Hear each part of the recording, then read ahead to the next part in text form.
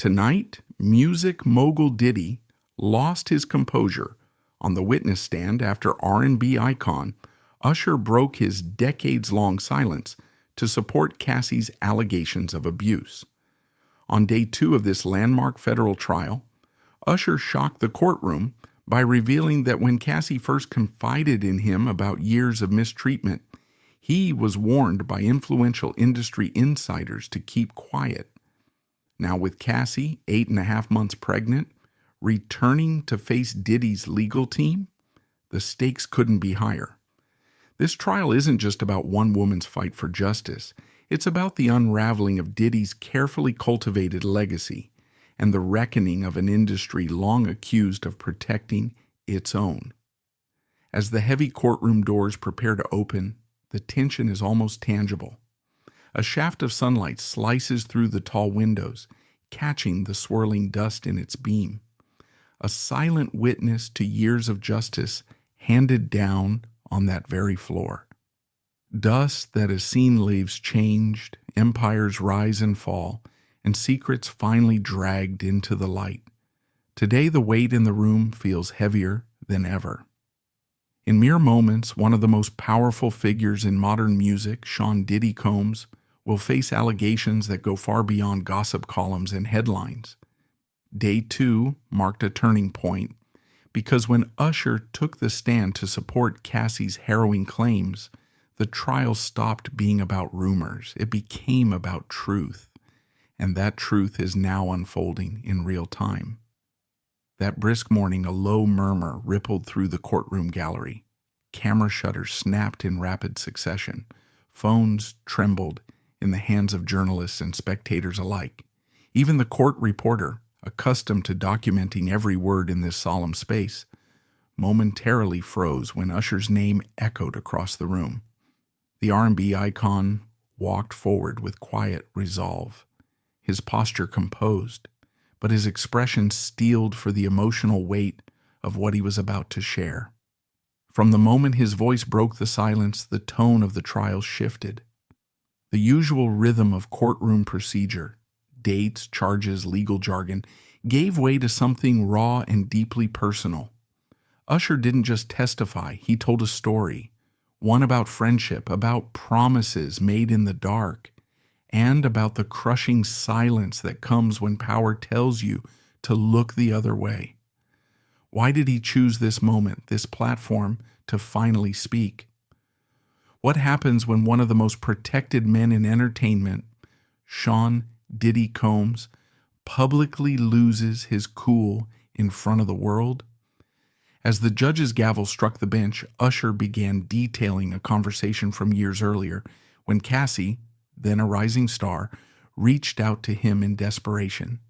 Late-night phone calls, her voice trembling, the pain beneath her words unmistakable, and Usher's promise heartfelt and genuine that he would be there for her.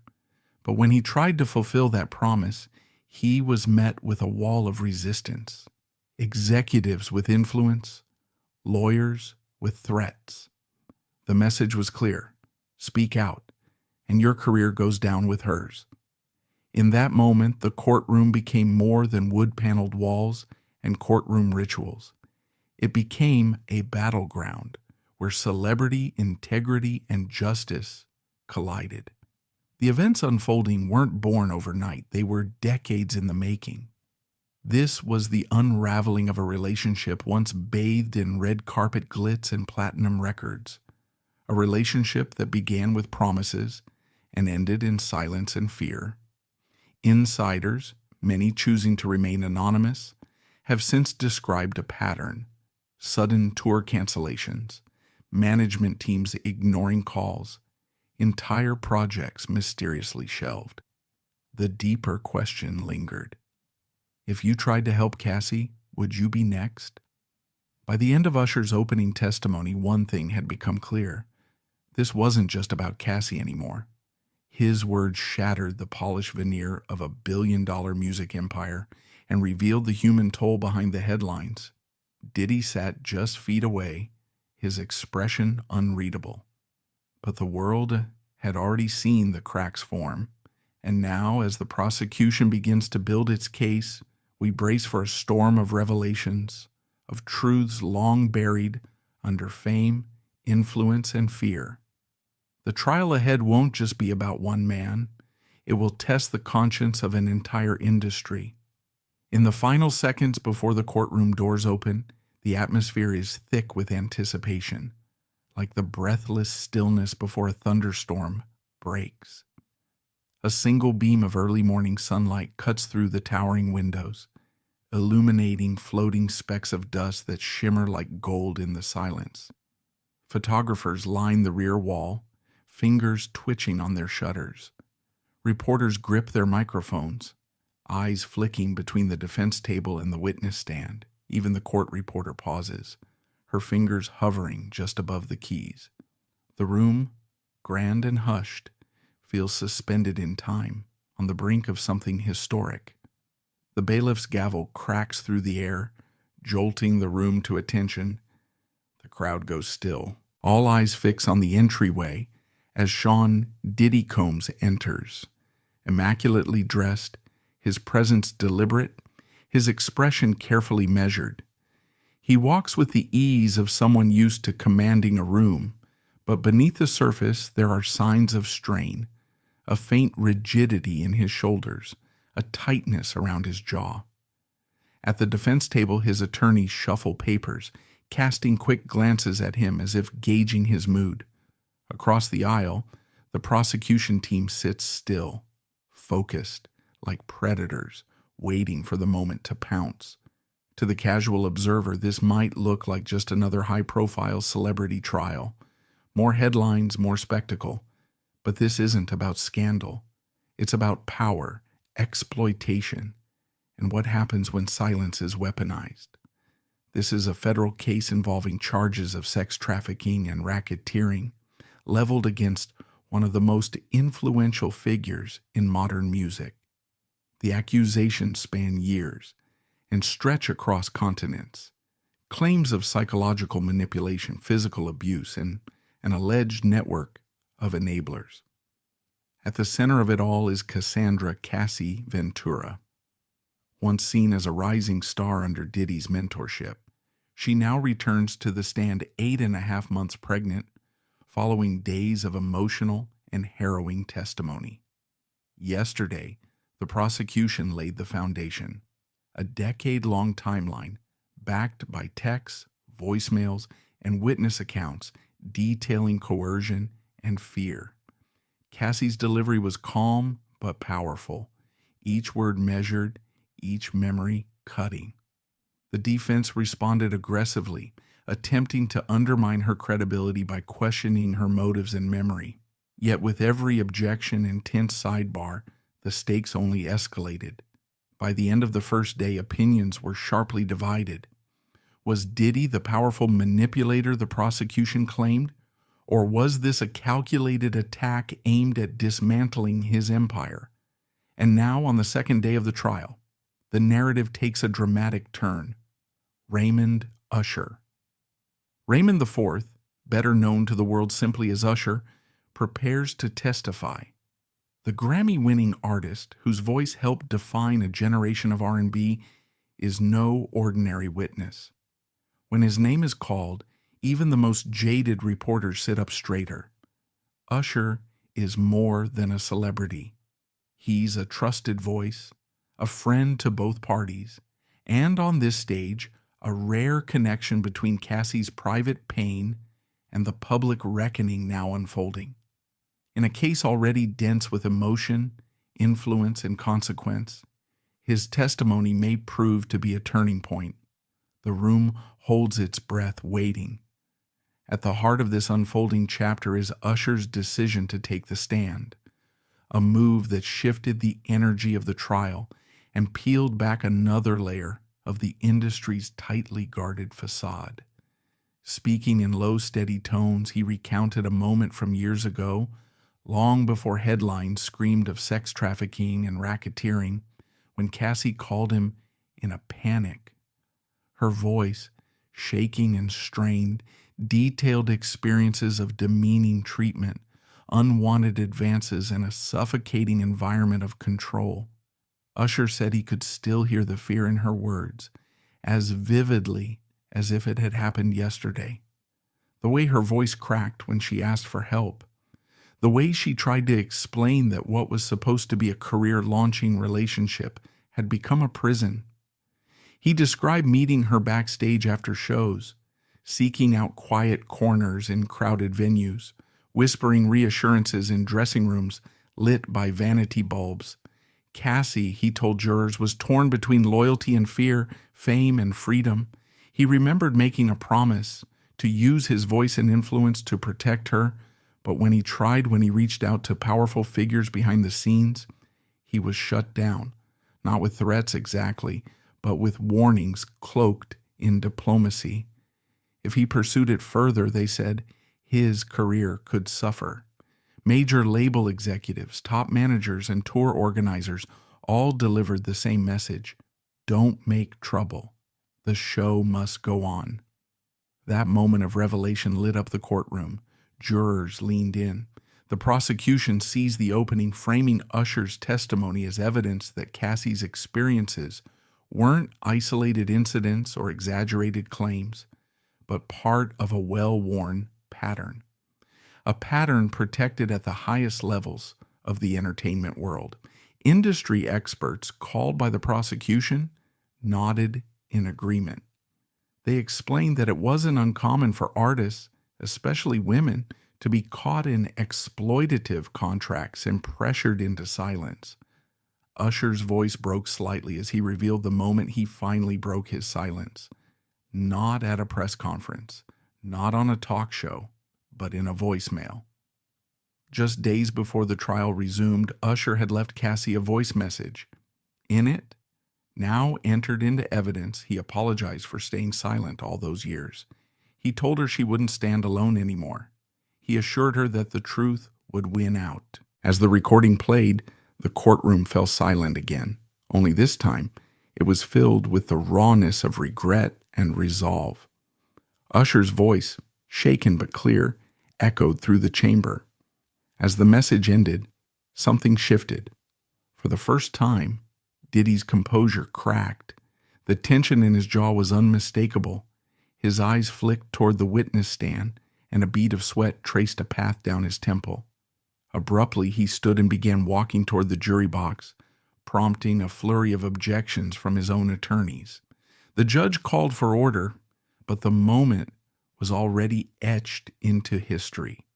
Cameras captured it, the disruption, the break in his polished image. It was a visual that would play across news networks, looped again and again, signaling the unraveling of a man who had once seemed untouchable. As the focus of this introduction pulls back, the bigger picture becomes clearer. This trial is no longer just about one artist's allegations or one man's defense. It has become a symbol of something larger. The consequences faced by women who speak out, the silent complicity of institutions designed to protect power, and the possibility, finally, of redefining accountability in a long-corrupted industry. Cassie's visible pregnancy adds a powerful layer to the narrative. The image of her 8.5 months pregnant, testifying under oath, has become a defining visual of strength and resilience. From the moment the federal indictment was unsealed, this case was billed as a massive cultural reckoning. And so far, it has delivered more than anyone expected. To fully understand how we got here and why this moment matters so much, we must retrace the path that led to the charges, the investigation, and the years of silence that finally gave way to truth. This isn't just a trial. It's a turning point, and it's only just beginning. The investigation began nearly 4 years ago, triggered by a wave of anonymous tips and leaked internal documents that led federal agents to examine the vast web of businesses tied to Sean Diddy Combs.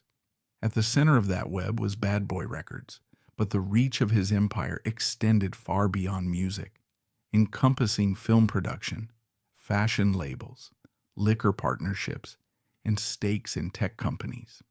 According to federal prosecutors, Diddy didn't just use this sprawling network to launch careers. He allegedly used it to exert control over every aspect of his artists' personal and professional lives. These accusations lie at the heart of the sex trafficking and racketeering charges now facing him. By late 2021, a grand jury had collected a mountain of evidence, including sworn statements from dozens of witnesses, former staffers, assistants, and close associates of Cassie Ventura. Their accounts painted a disturbing picture, a culture where dissent was punished, where requests for independence were met with threats of professional exile, and where the line between guidance and domination was not just blurred, it was erased.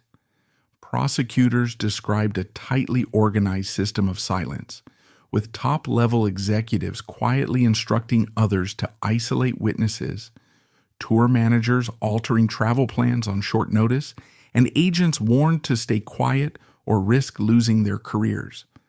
When the indictment was unsealed in early 2024, the media response was immediate and explosive. Headlines dominated front pages worldwide. Could Combs, long celebrated for his philanthropy, cultural influence, and entrepreneurial success, truly have been orchestrating a predatory network that preyed on young, vulnerable talent? In the early court appearances, Diddy projected confidence. Dressed in tailored suits, he maintained his composure and pleaded not guilty to all charges. His legal team, made up of some of the most prominent names in entertainment law, pledged to dismantle the prosecution's claims, piece by piece. As the trial approached, both sides prepared for a bruising legal battle. The prosecution pushed to admit key evidence, explicit messages, voicemails, and recordings that, they argued, showed a pattern of coercion and control. The defense fought back, challenging the admissibility of the evidence, questioning its context, and scrutinizing its chain of custody. Central to the prosecution's case was motive, not just financial gain, but the need to maintain absolute control over a carefully curated empire. They argued that Cassie's growing independence posed a threat, one Diddy was unwilling to tolerate. Her success, they claimed, risked outshining his mentorship narrative, so he worked to suppress it by any means necessary. On the opening day of trial, prosecutors laid out a detailed timeline, starting from Cassie's earliest days at Bad Boy Records. They guided jurors through her first recording sessions, her red carpet debut, and her breakout single, all contrasted with the increasingly disturbing communications that followed. Witnesses spoke of sudden cancellations, disappearing security, and cryptic instructions to keep it in the family. Cassie's testimony stunned the room. She described how the same ladder that had once lifted her up was now wrapped around her like a noose. The defense pushed back, painting the relationship as consensual, intense, yes, but grounded in mutual ambition. They pointed to Diddy's history of charitable work and mentorship, suggesting that tensions stem from the natural friction of creative collaboration. Character witnesses came forward, former collaborators, label executives, longtime associates, vouching for Diddy's professionalism and generosity. But even they stumbled when asked to explain the sudden dismissal of Cassie's longtime manager, mentions of hush money in financial documents, or the panicked phone calls Cassie made just before taking the stand. By the end of the day, jurors sat visibly shaken. They had been presented with an overwhelming volume of information, some of it hard to absorb, but the emotional weight of the prosecution's case left a lasting impression. Their closing remarks for the day delivered a blunt message. This was a man who had used his power not to uplift, but to control, and in doing so, left shattered careers and damaged lives behind. The defense, while sharp, had largely played defense, challenging procedures and definitions, but offering little to counter the human impact of Cassie's account. Now with day 2 underway, the spotlight shifts dramatically to Usher. His testimony comes at a critical moment, offering context and credibility to Cassie's claims amid a broader narrative of conspiracy, coercion, and the inner workings of an industry that too often chooses silence over truth. His decision to speak may prove to be a defining moment, not only in the trial, but in the future of accountability in entertainment. From the moment Cassandra Cassie Ventura first walked through the doors of Bad Boy Records at just 19 years old, she carried with her a unique blend of nervous hope and quiet confidence. She was young, gifted, and full of ambition, a small-town girl with big city dreams who had grown up watching music videos and reading magazine features about her would-be mentor, Sean Diddy Combs. His rise from Harlem to global stardom had inspired her, convincing her that with the right guidance and enough drive, anything was possible. When she auditioned for the label, her voice wavered only slightly, betraying her nerves.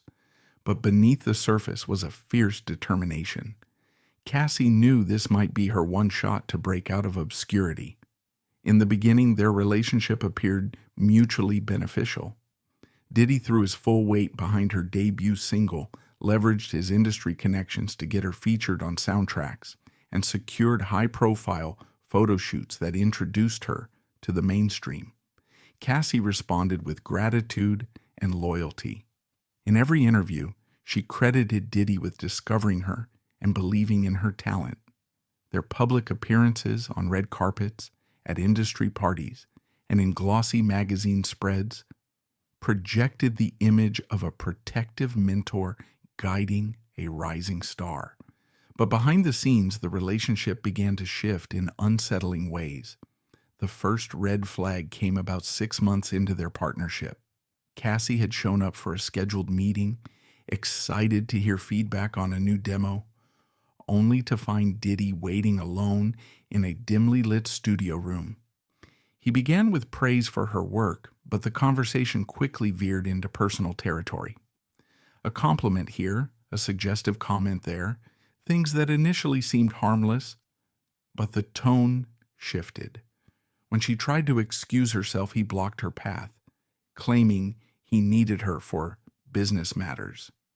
When she tried to step away, he grabbed her arm. The bruise faded quickly, but the message stayed with her much longer. In the weeks that followed, what had once seemed like coincidence began to feel calculated.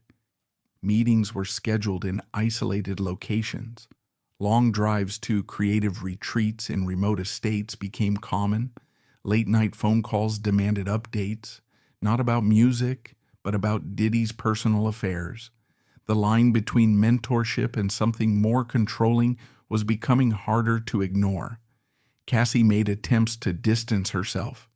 She booked studio time elsewhere and tried to bring her own security, but the label pushed back, insisting she remain within Diddy's immediate circle. Managers warned her subtly. Turning down a request could result in delays to her next single or being pulled from upcoming promotions. By her second year at the label, a clear pattern had emerged, one built on emotional pressure and escalating threats. Texts began arriving at all hours of the night. "You owe me. Don't forget who gave you your start. Don't disappoint me." Each message was a reminder of the power imbalance at play. Cassie began opening up to a few close friends. Some told her to push through it, calling it part of the industry grind. Others urged her to speak up, but admitted they were too afraid to back her, fearing they'd be labeled as difficult or cut off from future opportunities. By then, Cassie wasn't just navigating the challenges of a young artist in a demanding industry. She was surviving something far more insidious, an environment where control was masked as mentorship and where every success seemed to come with a cost she hadn't agreed to pay. The turning point came during a European tour when Cassie was 8 months into her first headlining run. Everything seemed to be aligning until Diddy abruptly demanded that she cancel a scheduled meet and greet with fans. She asked if they could reschedule, reminding him that she was contractually obligated to attend. He didn't take it well. Instead, he accused her of being ungrateful, reminding her coldly that without him, none of this would exist. If she didn't want to show her appreciation, he warned, he'd find someone who would. Cornered and exhausted, Cassie agreed. That evening, she arrived at a private suite Diddy had reserved in a luxury hotel. His demeanor was tense. He told her he felt betrayed by her hesitation, claiming he had flown in dancers and photographers for her benefit, only to be met with what he perceived as a lack of loyalty. As the evening wore on, the atmosphere grew darker. Diddy began recounting private moments when she had, in his view, disappointed him, times she'd resisted his advances or questioned his authority. The conversation turned from manipulative to menacing. When Cassie tried to leave, he physically blocked her. During the struggle that followed, she screamed, loud enough for hotel staff to intervene. They separated the two, offered Cassie water and access to a phone. Diddy would later offer a vague apology, citing stress and miscommunication, promising it would never happen again. But Cassie knew in her heart the damage had been done. In the months that followed, she tried to reclaim her autonomy.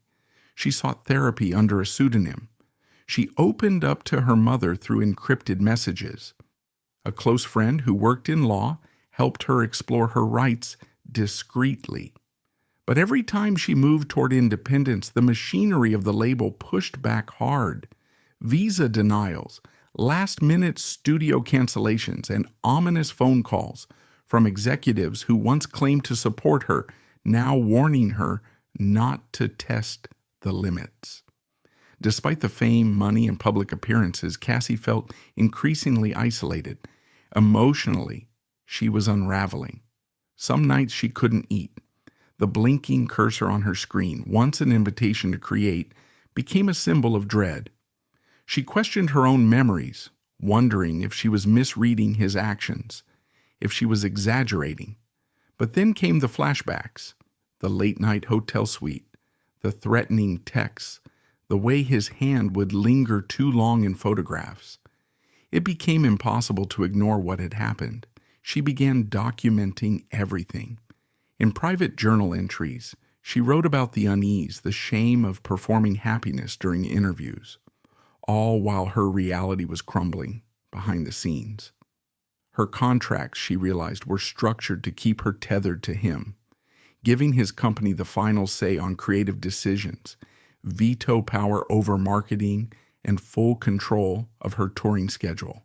Even her brand, catchphrases, lyrics, public persona, felt like tools designed to bind her to his vision. Then came the pregnancy. The stakes changed instantly.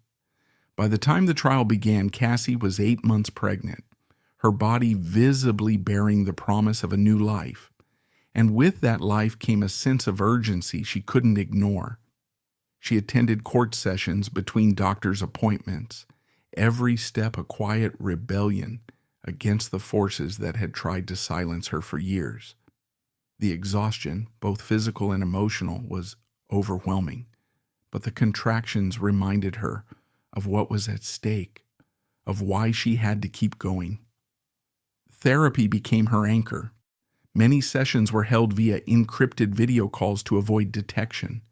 Her therapist helped her rebuild her voice, reminding her of the strength it took to survive isolation, to push back against gaslighting, and to find allies who believed her. Writing became part of her healing. Every page she filled helped reclaim her story. She began to understand that the fear she carried of losing her career, her reputation, her sense of safety, was exactly the cage he'd built for her. She was meant to be a controlled product, a performer who would never speak up. But on that second day in court, as she watched Usher take the stand and recount her cries for help, something shifted. She felt a deep, validating strength. The very voice she once held back was now echoing through the courtroom, giving life to the truth she had carried alone for so long. As the trial continued to unfold, it became clear that every red carpet photo, every award show performance, every moment of her early success had been underscored by manipulation and fear. And yet here she stood, no longer just a former protege, but a survivor, a woman reclaiming her narrative in front of the world. This chapter of the story reveals something far greater than celebrity scandal. It exposes the cost of coercion, the slow erosion of self, and the unshakable strength of someone who refused to stay silent. Cassie's journey from rising star to truth teller is not just about accountability. It's about resilience, resistance, and the power of reclaiming one's voice. When the bailiff called Raymond E. Raymond to the stand, a deeper silence swept through the courtroom, one that surpassed anything heard before. Usher entered with calm, deliberate steps, his posture steady. Yet there was a heaviness in his presence that signaled the emotional weight he was about to carry. No cameras flashed, no whispers passed through the crowd. All that could be heard was the quiet rhythm of his shoes against the polished floor and the quiet buzz of anticipation as he took his place on the witness stand. In that moment, the entire atmosphere shifted. The trial was no longer just about Cassie's testimony. It had become a broader reckoning, implicating the unspoken power structures and long-standing silences of the entertainment world. Usher began by acknowledging his connection to both parties with respectful clarity. He'd known Cassie since her earliest days at industry mixers, long before she ever signed with Bad Boy Records. He described his professional and personal history with Diddy, collaborations on performances, shared studio sessions, and mutual creative projects. He referred to Diddy as a mentor, someone he had once admired. This wasn't a distant acquaintance speaking. This was someone who had seen both the spotlight and the shadows. Court transcripts would later reflect how the jury leaned in, attentive as Usher spoke. His reputation for honesty gave every word added weight. "I'm here to tell you what I heard and what I saw," he said evenly. But what followed was anything but straightforward. He described a late-night call he received from Cassie in 2016. The call came at 11:37 p.m. on November 22nd, as confirmed by his phone records entered into evidence. Cassie's voice, he recalled, trembled with fear. It started as typical conversation between industry peers, but quickly shifted into something raw and desperate. She spoke of being confined in hotel rooms, of meetings that felt like isolation, of receiving texts that demanded constant explanation for her every move. Usher remembered her words clearly. "He's trying to break me," she had said. "I can't do this alone anymore." When he gently asked what she meant, there was a long pause, hesitation laced with fear. "He said he'd ruin me if I told anyone," she eventually admitted, and I believed him. With each detail, the prosecution built its case with increasing momentum. They submitted evidence, a voicemail Cassie had left for Usher shortly after that call. The message, played aloud in the courtroom, revealed her trembling voice, cracking just beneath the surface. A printed transcript highlighted phrases like, "I'm trapped," and "I need you." Usher confirmed the authenticity of the message and explained why he had kept it, because he knew it might someday matter. The defense raised objections, accusing the testimony of appealing to emotion, but the judge overruled, deeming it essential to establishing coercion. Usher then detailed what happened after the phone call. He said he immediately tried to intervene, reaching out to Diddy's team to mediate the situation and ensure Cassie's safety. He recounted a tense meeting at a Midtown Manhattan recording studio where he spoke to a senior executive, urging a resolution. "This isn't just business," he recalled saying. "This is a person who's afraid." The executive's response was chilling. "We don't want problems. Tell Cassie to be grateful. No one else can offer her what she has now." Usher paused, letting that line settle in the courtroom. Gratitude, in this context, was code for silence. And that message, he said, continued to surface in subtle ways during future interactions. It was clear Cassie was expected to stay quiet and compliant, and any deviation from that expectation came with consequences. The jury sat in stillness, taking in every word. What Usher revealed wasn't just about a private call or an isolated incident. It exposed a larger system of power and protection, a culture that valued control over accountability and demanded silence from those most affected. And in that courtroom, the silence was finally breaking. Usher recounted a moment that lingered in his memory, a discreet phone call made by a senior executive while Cassie was in the room, followed by an unspoken exchange of glances that felt anything but innocent. He recalled watching Diddy in group settings, noting how his body language would shift whenever Cassie was nearby, his gaze sharp, watchful, tinged with something that felt both possessive and punitive. Usher paused, took a sip of water, then shared what he described as the most haunting part. "It felt like watching someone constantly monitored," he said quietly, "like she was scared to breathe wrong, afraid the next word or move would trigger something." The prosecution used this moment to bring in expert testimony, weaving personal experience with psychological context. A forensic psychologist explained the concept of coercive control, how abusers often use subtle, persistent tactics to isolate and dominate their victims. The expert walked the jury through the phases of manipulation and psychological entrapment, directly aligning them with the events Cassie and Usher had described.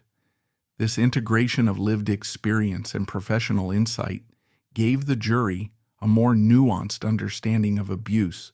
Beyond the headlines, beyond the drama, it became clear this case was about more than just one artist's story. It was about a system that allowed fear to flourish beneath a facade of success. During cross-examination, Diddy's legal team zeroed in on Usher's relationship with Cassie. They suggested his loyalty may have skewed his memory. They attempted to downplay the industry behavior he described, framing it as typical protocol in high-stakes entertainment environments. Usher remained composed. "This isn't about business," he said plainly. "This is about safety. When someone tells you they're afraid, you don't look at their chart positions, you listen." Over the course of 2 intense hours, Usher's testimony wove together emotion, evidence, and expert validation. When the judge asked if he had anything else to say, he paused, then looked directly at the jury. "I made a promise to protect her," he said. "At first I failed. I listened to the wrong people, but I'm here now to make that right." His words fell over the courtroom like a closing bell, soft in tone but seismic in impact.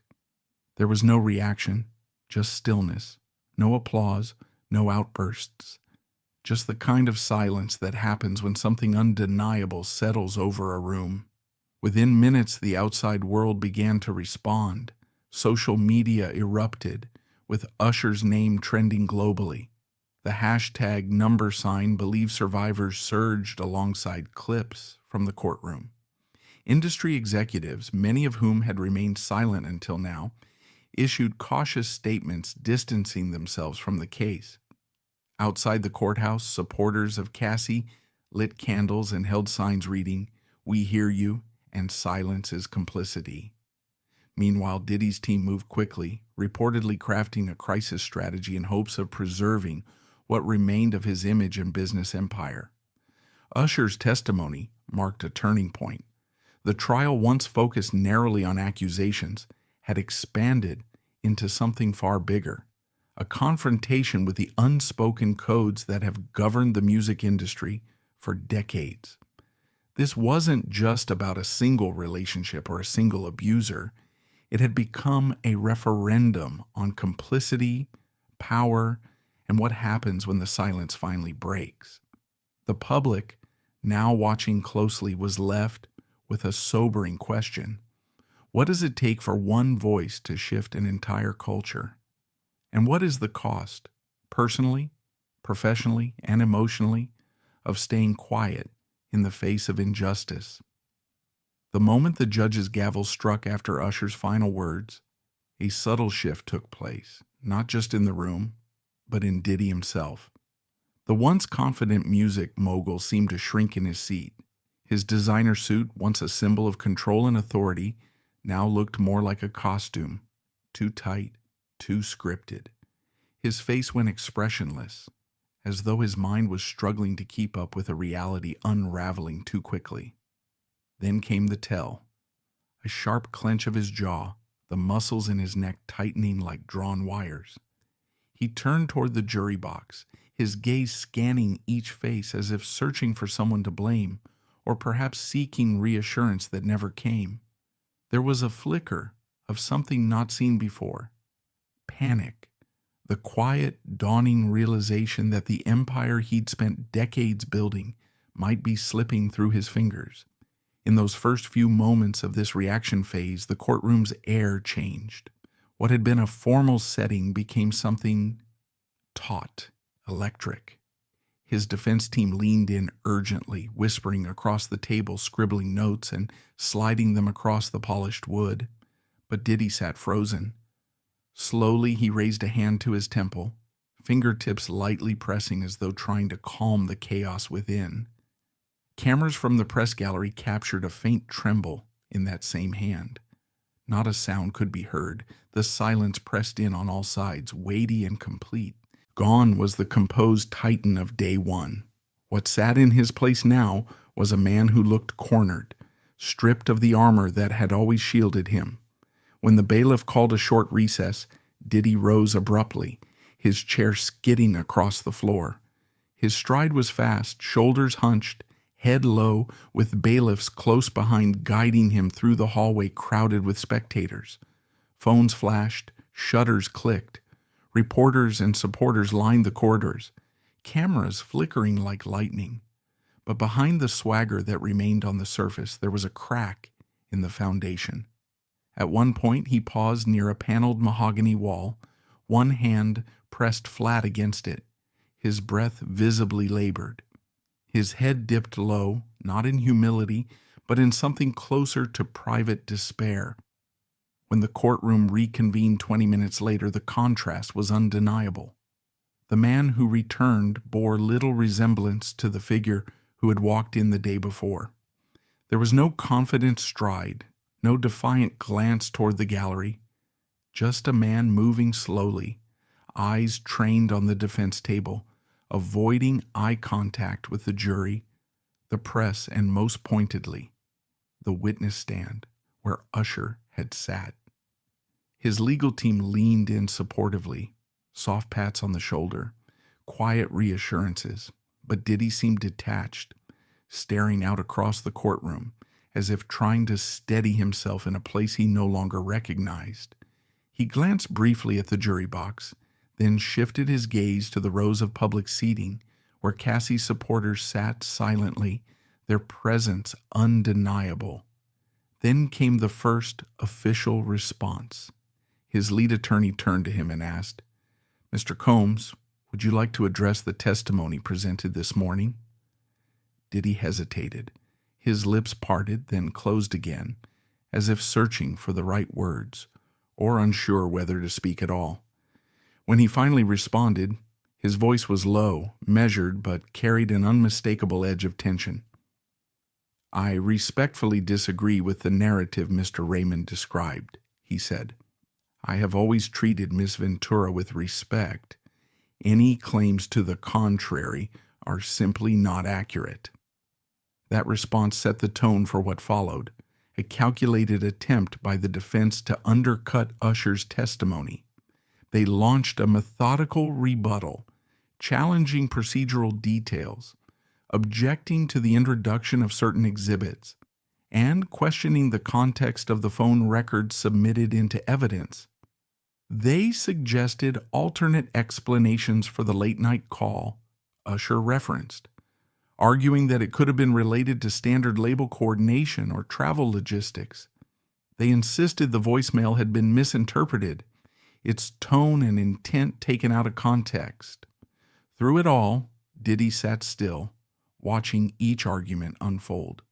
But when he clasped his hands together on the table, that same tremor was there again, subtle but unmistakable. The courtroom could see it, and that visible crack in his composure said more than any denial ever could. In the middle phase of his testimony, the tone in the courtroom shifted from structured legal argument to raw, unfiltered emotion. After hours of back and forth between attorneys, Diddy himself took the stand. The room fell silent as he made his way to the witness box, each step deliberate, his posture rigid. He paused briefly, looking back at his legal team before climbing the steps and settling into the chair. He cleared his throat, the sound sharp and uneasy, betraying the nerves beneath the surface. The gallery leaned forward as he gripped the edges of the stand, his knuckles turning pale. His first words were measured and defensive. "I care deeply about all the artists I've worked with," he began. "I would never intentionally jeopardize anyone's safety or career." But as questioning intensified, the cracks in his composure began to show. Diddy detailed early moments in his relationship with Cassie, how proud he'd been of her success, how much he believed in her potential. He framed their conflicts as part of the normal friction that comes with blending business and personal relationships. But that narrative quickly began to unravel under cross-examination. Prosecutors zeroed in on specific incidents that closely mirrored Usher's account: impromptu late-night meetings, unexplained changes to Cassie's travel schedule, and a series of controlling text messages. When asked why her tour arrangements were abruptly altered at his request, Diddy hesitated. His eyes narrowed as he replied, "That was a business decision intended to increase her visibility." But when the prosecution presented a message reading, "Remember who opened these doors for you," his demeanor shifted. He deflected, pointing to legal technicalities and insisting that there was no direct evidence he had personally sent that message. As his time on the stand stretched on, Diddy became visibly more agitated. His voice rose, and at one point he interrupted the prosecution mid-question, an unusual breach of courtroom protocol. The judge swiftly instructed him to answer directly. Diddy offered a tense apology, but the tension in the room had already spiked. Even seasoned reporters noted the transformation. The charm and confidence that had once defined him were now replaced by a visible desperation. That desperation peaked when prosecutors unveiled a previously undisclosed text exchange between Diddy and a high-ranking executive, time-stamped just months before the trial. One message stood out: "Make sure she knows her place. We can't have her rocking the boat." Diddy's face drained of color. He looked toward his attorneys, eyes wide, as if searching for a way to contain the damage. When pressed to explain, he stumbled, saying the phrase was hyperbolic and that he had no memory of sending it. His legal team launched a swift objection, but the judge overruled, allowing the text into evidence as proof of intent.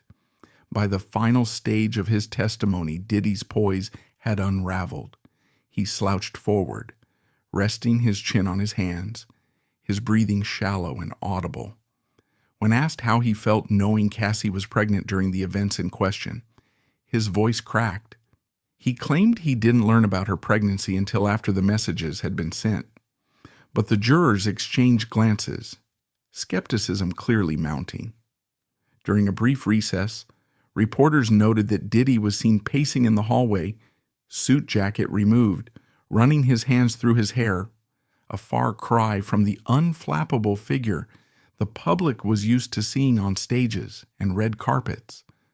When court reconvened for the conclusion of his testimony, Diddy's legal team brought in character witnesses in an attempt to restore some semblance of credibility. A fashion designer credited him with launching her brand. A music producer praised his leadership and creative guidance. Diddy sat silently in the front row, nodding occasionally, but the shift in perception was already evident. The testimonies, though positive, lacked the emotional force to counter what had already been said. Outside the courtroom, the public response was immediate. Social media lit up with images and clips of Diddy's increasingly fraught expressions and defensive tone. Commentators dissected every gesture, while legal analysts questioned whether his responses had helped or hurt his defense. Outside, a group of Cassie supporters gathered for a quiet vigil, holding candles and signs reading "Truth Matters" and "Believe Survivors." Among Diddy's fan base, reactions were split. Some expressed disbelief, clinging to the persona he had cultivated for years. Others demanded clarity and accountability, unwilling to overlook the seriousness of the claims. By the end of this courtroom reaction phase, the story had come full circle. What began as a confident rebuttal had deteriorated into the portrait of a man confronting the consequences of long unchecked power.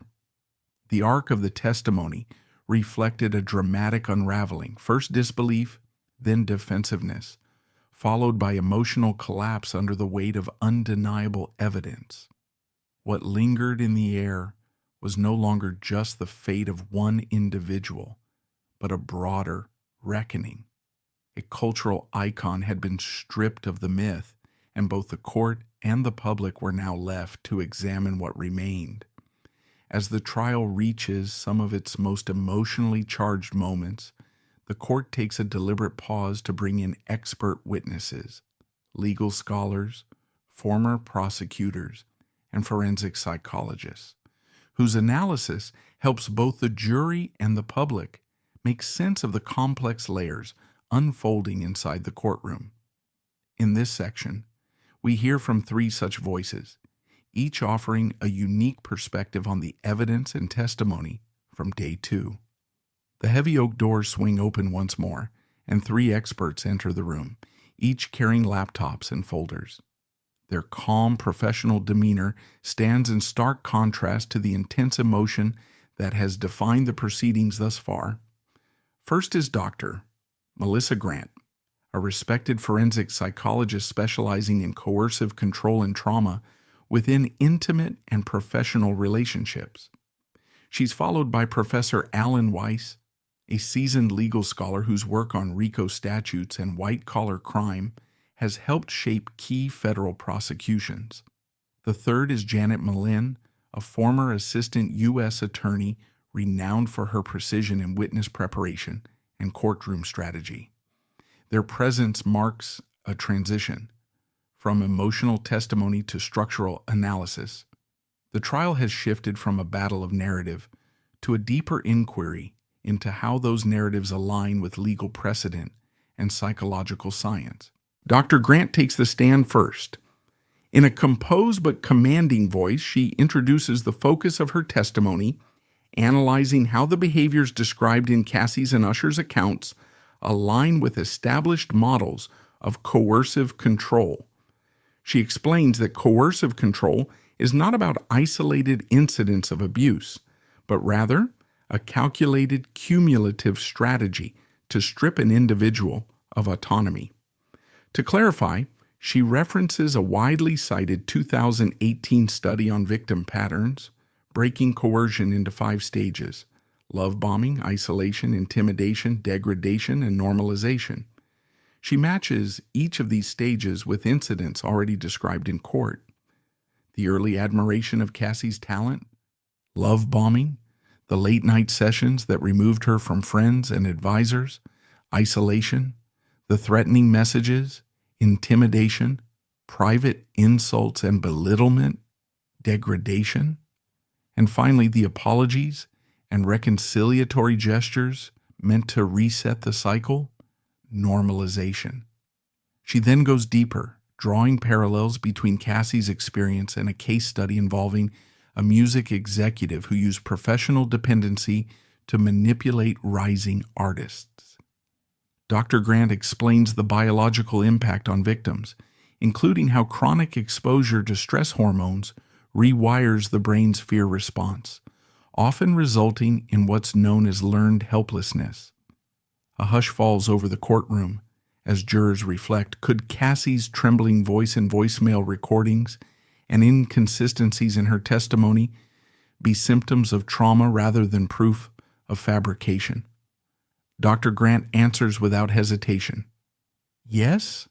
She cites peer-reviewed studies showing that trauma survivors often recall events non-linearly and may revise their accounts under pressure, not out of dishonesty, but because their cognitive processes have been altered by repeated psychological stress. She cautions the jury against interpreting fragmented memory or hesitation as deceit, urging them to look at the full pattern of behavior rather than isolated moments. With that, she steps down, leaving behind a courtroom more aware of the invisible injuries trauma can cause. Next to the stand is Professor Weiss, who brings the jury into the heart of white-collar legal frameworks.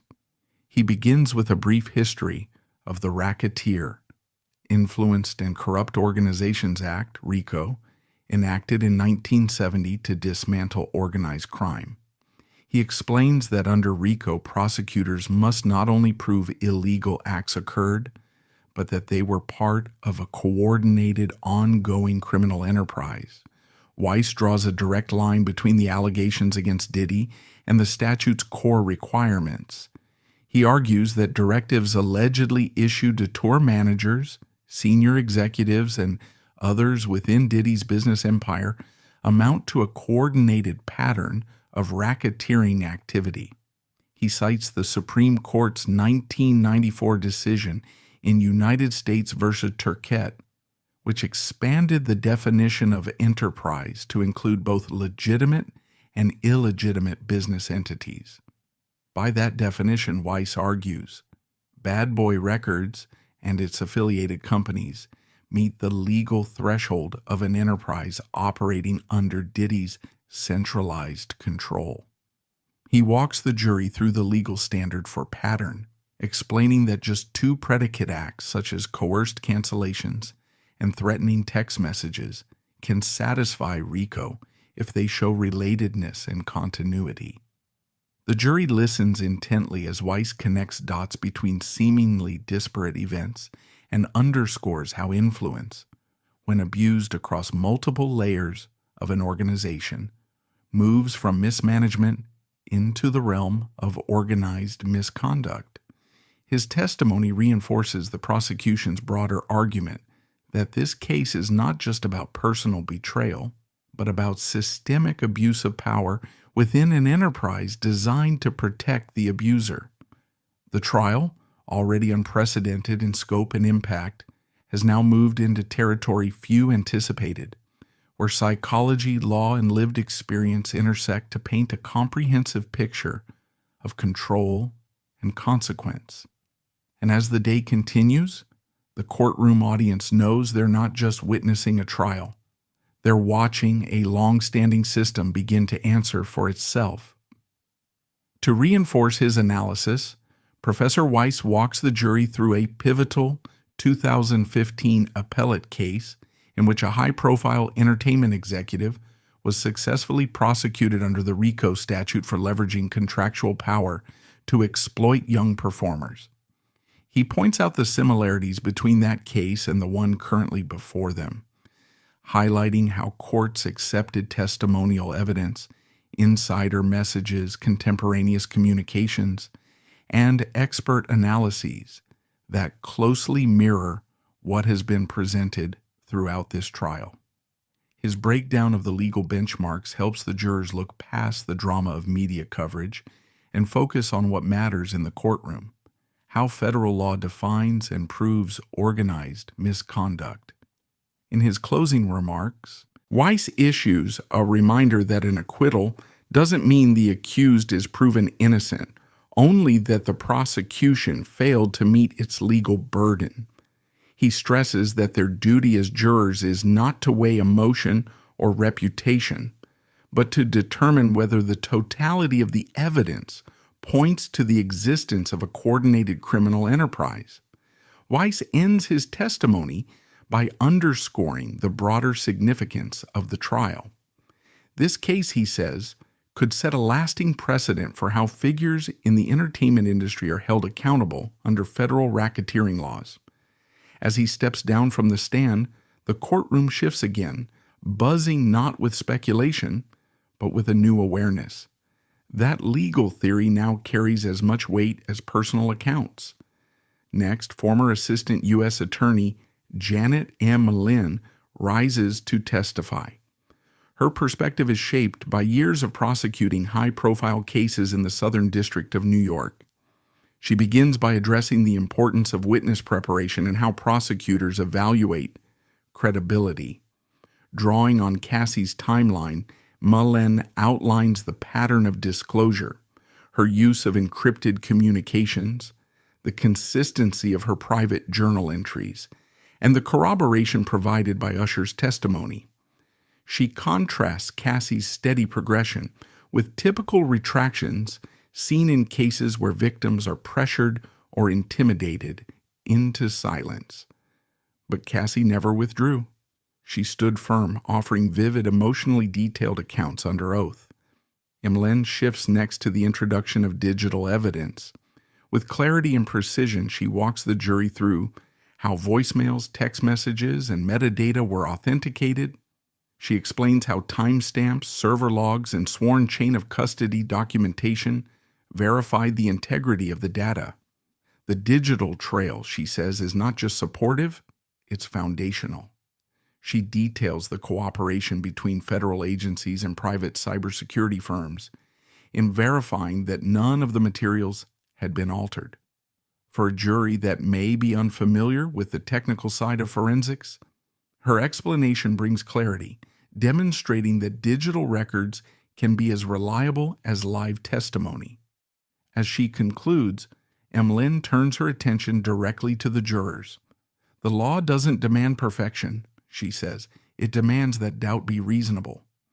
She argues that when every thread of the case, psychological testimony, forensic evidence, legal precedent, and eyewitness accounts points in the same direction, reasonable doubt begins to vanish.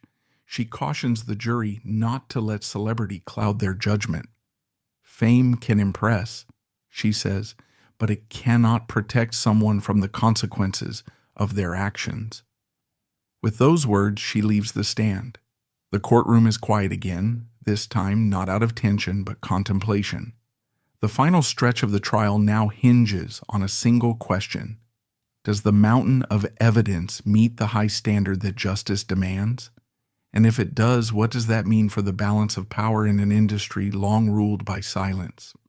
Behind every song, music video, and red carpet moment lies a vast ecosystem of executives, handlers, and gatekeepers, individuals whose influence can build or break an artist's career.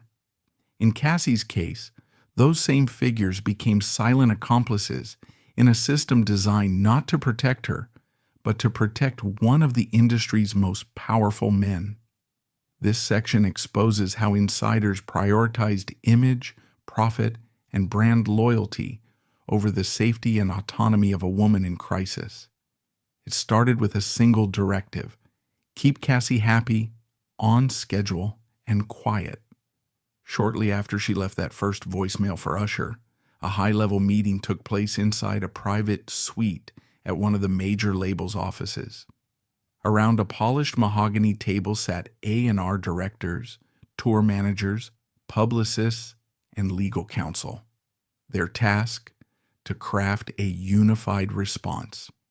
The goal was twofold: offer just enough reassurance to keep Cassie in line while subtly signaling that going public would come at a steep professional cost. Internal PR memos quickly followed. On the surface, they were filled with compliments about Cassie's artistry, references to lucrative partnerships, and a thin layer of concern for her well-being.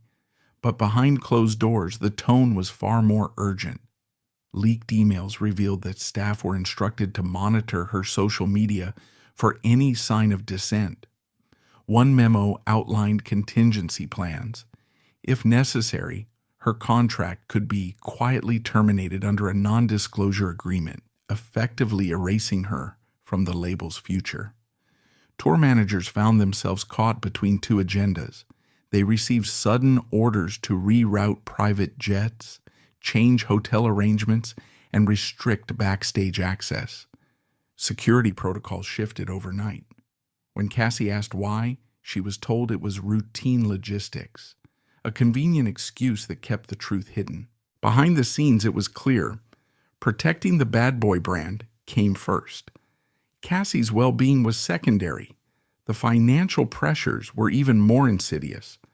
Her contract included clauses allowing Diddy's affiliated companies to withhold royalties and advances if she failed to meet promotional obligations. When she tried to consult her own lawyer, the label responded by freezing the release of her next album, a move that sent a clear message: challenge us, and you'll lose more than your voice. You'll lose your future. The pressure extended beyond the label. At a European music festival where Cassie was set to perform, organizers received a late-night call from a senior executive warning that any mention of her connection to Diddy could prompt sponsor withdrawals. The festival's marketing director was told to quietly remove his name from the promotional material. It was a small strategic move, just enough to shield the brand while keeping Cassie on stage. Backstage, stylists reminded her to smile. Talent bookers whispered that she needed to stay on brand.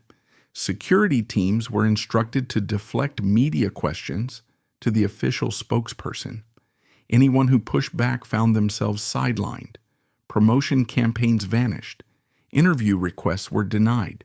Whisper networks warned others, cross the label, and you'll be labeled disloyal. A culture of silence was enforced from the top down.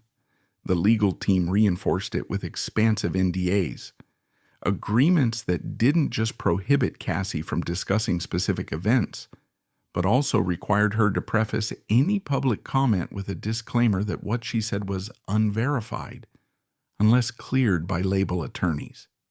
She refused to sign, but the pressure underscored how far the label was willing to go to keep the truth contained. The peak of this coordinated effort came just minutes after Usher's courtroom testimony aired live. Senior executives held an emergency meeting. Some pushed for a joint statement with Diddy's PR team. Others argued that silence was safer, that the media storm would pass if they just stayed quiet. In the end, they chose distraction. They launched a social media campaign highlighting Diddy's charitable work and began producing a behind-the-scenes documentary celebrating his career achievements. For a moment, it worked. Viewers were drawn in by nostalgic footage and celebrity tributes. But beneath the surface, dissent was growing. Junior staffers began leaking internal emails to journalists. Others quietly passed information to mutual friends of Cassie and Usher. These small acts of resistance, tiny cracks in the wall of silence, helped bring hidden truths into the open, and they made the courtroom testimony possible. This section reveals that the betrayal Cassie endured didn't end with Diddy's personal actions. It was upheld by a powerful machine, an entire industry that worked to silence her. As these strategies come to light, the defense now faces a new challenge, explaining away not just the abuse, but the system that enabled it. Their argument? That these were standard business practices, not coordinated efforts to suppress a woman's voice. But as the courtroom shifts into the next phase of the trial, it's becoming harder to draw that line. The audience is no longer just watching a celebrity scandal unfold. They're witnessing a systemic unraveling. In the aftermath of Usher's powerful testimony and the prosecution's detailed account of coercive control, Diddy's defense team stepped forward with a two-pronged approach. First, to humanize their client, and second, to dismantle the idea that his actions amounted to a coordinated effort to harm Cassie. Their goal was to reframe the narrative, presenting the alleged abuse as a series of misunderstood business decisions and interpersonal conflicts rather than evidence of criminal intent. They opened with a carefully curated portrait of Sean Diddy Combs as a devoted father, mentor, and philanthropist. The lead attorney addressed the jury directly, reminding them of Diddy's decades of charitable work, scholarships for underserved students, partnerships with grassroots organizations, and high-profile fundraisers after natural disasters.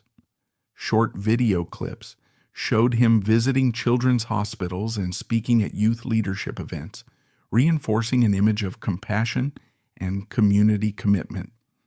The defense positioned Cassie's allegations as outliers, aberrations in an otherwise admirable career. They introduced a series of character witnesses, starting with longtime collaborators.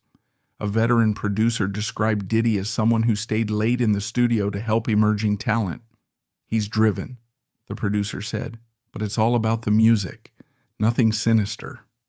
A fashion designer credited Combs with launching her career, emphasizing that he always respected creative boundaries and never made her feel unsafe. Throughout these testimonies, the defense displayed photos of Diddy embracing team members backstage, sharing casual meals with his artists, and celebrating milestones with the Bad Boy crew. The visual story suggested a man who supported his people, not one who preyed on them. To counter the prosecution's framing of coercion and isolation, the defense leaned into the realities of the entertainment world. They called an HR consultant who specialized in the music industry to explain that late-night sessions, last-minute travel changes, and tight security are common, not signs of abuse, but standard operating procedure. What the prosecution framed as intimidation, the consultant claimed, were efforts to protect confidential projects and maintain high-pressure schedules. The defense then turned to the digital evidence. A forensics expert testified that certain text messages, particularly phrases like "remember who opened these doors," were taken out of context. He explained that in high-stakes industries, such language is often used as motivational shorthand. He also noted potential gaps in the chain of custody for some of the prosecution's digital evidence, urging jurors to consider whether all exhibits had been fully authenticated. A tour manager followed, explaining that changes to Cassie's travel plans or stage arrangements were dictated by sponsor requirements, venue logistics, or general safety, not targeted retaliation. He submitted documentation showing similar changes made for other Bad Boy artists, arguing that Cassie's experiences were not unique, but part of how the business functioned. Acknowledging that personal relationships sometimes blurred with professional roles, the defense introduced a crisis communications expert. She testified that public statements and non-disclosure agreements are often used in the entertainment industry to manage sensitive negotiations. She emphasized that these practices were common and did not indicate an attempt to silence or intimidate anyone. To add further nuance, the defense presented testimony from individuals within Cassie's own circle, friends and collaborators who recalled moments when she spoke positively about Diddy's mentorship. One former backup dancer described a meeting in which Diddy defended Cassie's talent when executives questioned her vocal ability, challenging the image of him as domineering. By highlighting these moments of apparent support and guidance, the defense aimed to recast the entire relationship as one of intense but ultimately non-abusive creative collaboration. They argued that any friction was the natural result of high-pressure environments, not evidence of manipulation or control. In closing, the defense reminded the jury of the high bar required for a conviction. They urged jurors to focus on reasonable doubt, asserting that the prosecution's case rested too heavily on emotionally charged accounts. They encouraged the jury to consider the full scope of Diddy's career, a body of work marked by innovation, generosity, and loyalty to his team. They concluded with a return to the personal. Diddy, they said, is a father, a soon-to-be grandfather, and a man who, if mistakes were made, is willing to learn from them. But he is not a criminal mastermind. Their final image was of him backstage, handing the mic to young artists and giving others the same chance he once fought for himself. A mentor, not a monster. Sunlight streamed through the courtroom windows as Cassie stood, the gentle curve of her pregnant belly clearly visible beneath her tailored blazer. At 8.5 months along, every step she took toward the witness stand seemed to carry the weight of 2 lives, her own and the child she was soon to bring into the world. The room fell silent. Spectators watched, transfixed by the powerful image of a woman in the final weeks of pregnancy, rising to speak truth in the face of enormous pressure. Cassie's path to that moment had been defined by both vulnerability and a profound inner strength. In the weeks leading up to the trial, she balanced intense legal preparation with prenatal appointments, timing depositions between doctors' visits, managing swelling and discomfort while still showing up to fight for justice. She wasn't just advocating for herself, she was building a legacy for her unborn child. Family members later shared how she called them late at night, her voice filled with fear, but also unwavering resolve. She was afraid of facing Diddy in open court, but even more afraid of letting her child grow up in a world where silence was the price of survival. Doctors had urged her to rest, warning that the stress and exposure could trigger early labor. But Cassie made a choice. With her legal team's support, she hired a doula, arranged for medical staff to be present during sessions, and practiced breathing techniques that would help her both in labor and under oath. When she took the stand and swore to tell the truth, her voice was soft but sure. Each word wasn't just a fact, it was a declaration of defiance. She told the court about rising blood pressure readings at prenatal visits, attributed to stress from the ongoing legal proceedings. She spoke about late nights researching guardianship laws, preparing for the possibility that her child might be born before the case concluded. Midway through her testimony, she instinctively placed a hand on her belly. The simple gesture spoke louder than words. Cameras captured the moment. The gallery held its breath. This wasn't just a legal case. This was a living, breathing reminder of why the truth mattered. She shared that she planned to name her daughter Hope, a name chosen not for sentiment, but for what it symbolized, the belief that honesty could prevail over fear.